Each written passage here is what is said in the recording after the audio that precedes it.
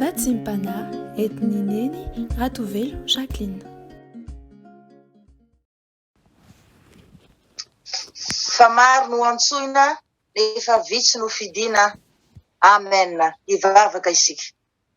Ry Andriamanitra rainay izay any an-danitro, tomponay sy mpanjakanay ianao. Mandray an-tanana ny fiainanay ray manontolo, ary azonay koa anteherana amin'ny zavatra rehetra. Misaotra anao eram-po eran-tsaina eram-panahy zay tompo satria mitombon'andro fahavelomana nomenao anay ankehitriny. Ahafahanay miatrika izao fotoana masina izao, ny hery sy ny tanjaka ary ny fahasalamana mbola nomenao anay koa dia fantatray fa noho ny fitiavanao sy ny famindramponao aminay isan'andro isan'andro. Angataka aminao ary zay tompo, raha mba mety ianao, avelao zay mba iankohaka handoaliko amin'ny tongo masinao re, iarahabanao, isaotranao, idera sy ankalaza, ary anome voninahitra ambony indrindra ho anao satria mendrika ho anao zany rehetrarehetra zany. La mangataka ny famindramponao koa zay Jesosy malala, avelao reny fanahy masinao ameno sy amotonay tsirairay avy. Anolo-tsainanay, ahafahanay mahatakatra tsara zay tianao ambara, anavao zany ny fiainanay ary koa ansinay ny lalandisonay rehetra.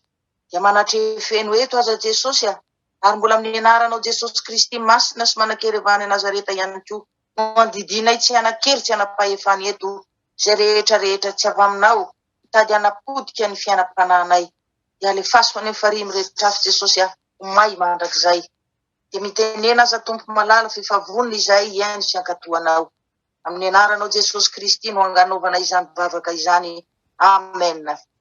Dia mbola ampifaliana mandrakariva ry havana no iarabantsika hianakavy ny finoana rehetra, ary koa faly manona ny fahasoavana mba ampiadanana avy amin'Andriamanitra ray sy Jesosy Kristy tompontsika ary ny fampiraisana avy amin'ny fanahy masina.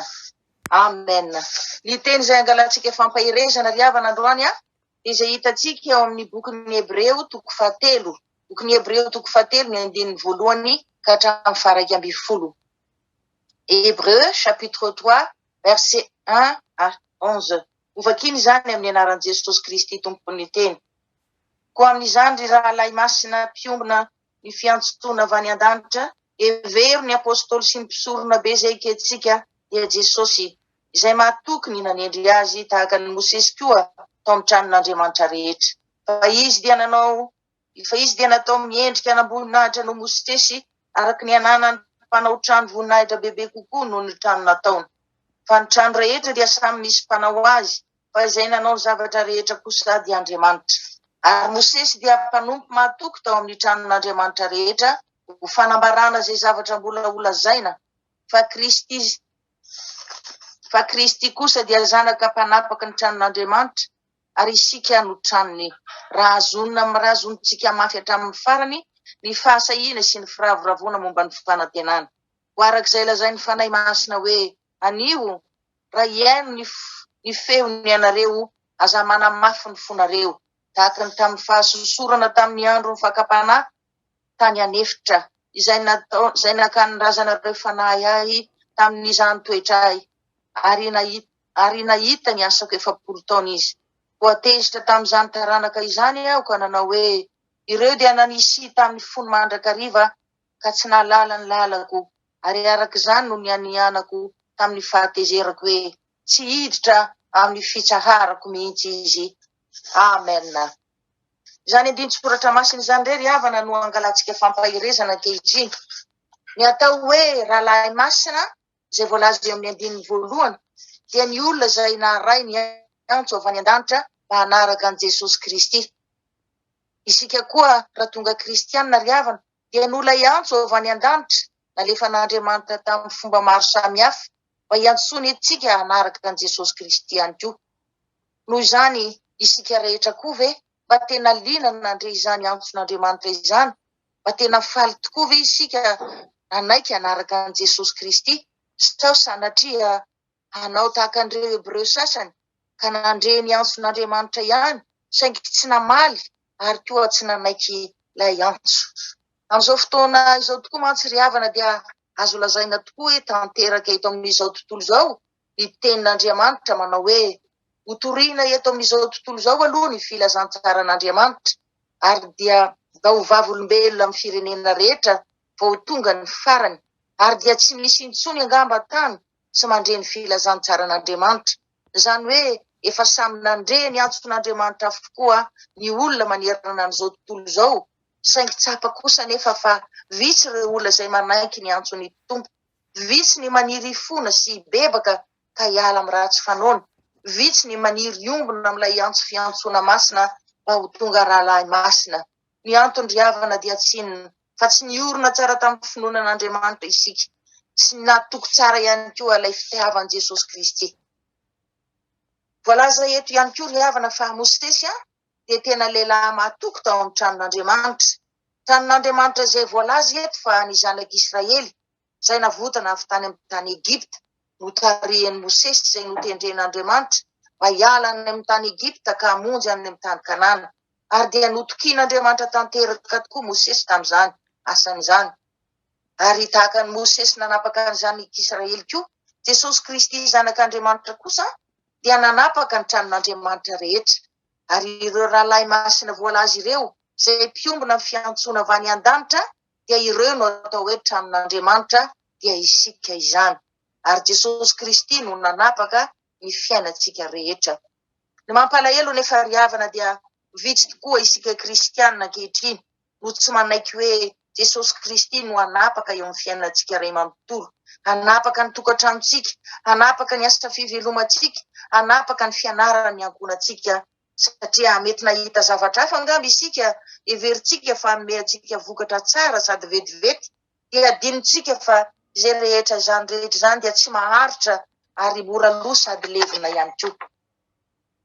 Ny zavatra miseho amin'ny fiainantsika tokoa mantsy ry havana dia tena mampanontany tena tokoa hoe isika izay rehetra nandre tsy nanaiky ny antson'Andriamanitra ve? Fa tena vonona nanaraka an'i Jesosy Kristy marina tokoa.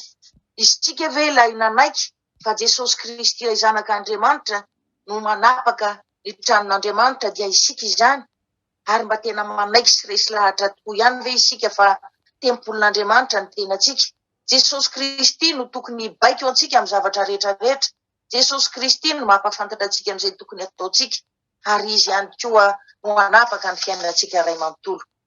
Mampalahelo mantsy ry havana dia toa faly fotsiny isika misalotra ny anarana hoe kristianina, fa tsy avelantsika hanapaka eo amin'ny fiainantsika intsony Jesosy.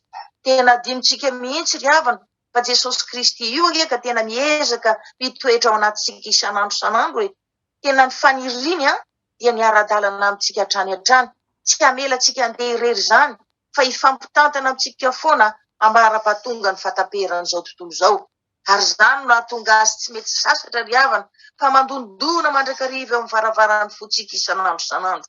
Satria tena maniry mafy hanapaka ny fiainantsika izy, ary tena tanteraka ihany koa ny baiko ny rainy, manao hoe amin'ny levonjeo ary afao izay rehetra ny olona rehetra eny an-tany. Saingy ny mampalahelo ry havana dia na dia enitsika aza ny antson'i Jesosy Kristy dia mbola be dia be isika no manidy tanteraka ny varavaran'ny fontsika ka tsy avelantsika hiditra ao anatintsika mihitsy Jesosy. Zavatra miseho amin'izao fotoana izao dia izao, tena manaiky ary manolo tena ho an'ny tompo ny ankamaroantsika, saingy toa tsy vitantsika mihitsy ireny manaiky hoe tsy maintsy izay Jesosy Kristy izay noekentsika io ihany, io no hanapaka ny fiainantsika. Hany ke dia lasa kovavany fotsiny ilay fanoloran-tenantsika. Fa Jesosy Kristy dia avelany ny fiainantsika mandrakariva, tsy afaka manao na inona eo amin'ny fiainantsika. Tena mbola resy lahatra tanteraka isika amin'ny baiko ny Satana, ka dia ny heviny, ny torolalany izay rehetra tiany Satana no mbola ataontsika sy hankatoavantsika. Raha ny marina dia toerintsika tanteraka mihitsy ny sitrapon'i Jesosy Kristy ry havana. Dia tsy tsapantsika hoe ireo olona manodidina antsika izay mpanara-diantsika ireo dia tsy anontany tena ho velom-panontaniana ka hanao hoe fa iza ihany moa izany no tena inoana sy arahana hatrehina amin'izao zavatra rehetra miseho izao e. Voalaza eto ry havana, voalaza eto tokoa fa be dia be ny olona izay navotana avy tany amin'ny tany Egipta ihany koa, mba nanokafan'Andriamanitra ranomasina mena ihany dia nandiha tany maina. Tao no betsaka ihany koa no afaka nihinana mana tany anefitra, no tarihin ny andro riafo no ny alina ary ny andro rahona no ny atoandro, kanefa dia tsy mba afaka niditra tany amin'ny tany Kanana akory satria teny an-dalana dia tsy nitsahatra nanamafy ny fony niodina tamin'Andriamanitra mandrakariva ka dia nitondra fahatezerana tanteraka ho an'Andriamanitra. Moa tsy izany koa ve no ataontsika ry havana, tandremo aza saovariana ka hiteny isika hoe zany efa mivavaka foana e, zany efa miezaka manao ny asan'Andriamanitra foana e, zao nefa mba nahavotana ian'Andriamanitra ihany koa e, kanefa dia hitan'Andriamanitra fa tsy mitsahatra miodina amin'ny foana isika isan'andro isan'andro, ka rehefa tsy ao am-piangonana isika dia very tanteraka ny maha-kristianina antsika. Adino ilay mahatempolin'Andriamanitra ny tenantsika izay tokony hoe ny fanahy masina foana no hibaiko sy hanolontsainantsika, fa tsy sanatria akory ny fiarahamonina na ny toeram-boninahitra misy atsika. Ny olona toy izany tokoa mantsy ry havana dia tsy mba handova ny fanjakan'ny lanitra.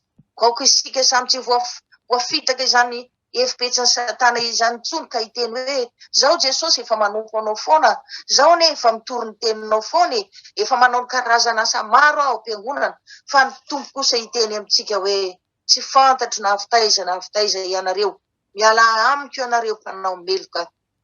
Noho izany ry havana dia tena marina tokoa ny tenin'Andriamanitra hoe fa maro no antsoina nefa vitsy no fidiana. Mampieritreritra izany, mampieritreritra tokoa ry havana izany satria dia ho veromaina tokoa ny asa rehetra izay nataontsika.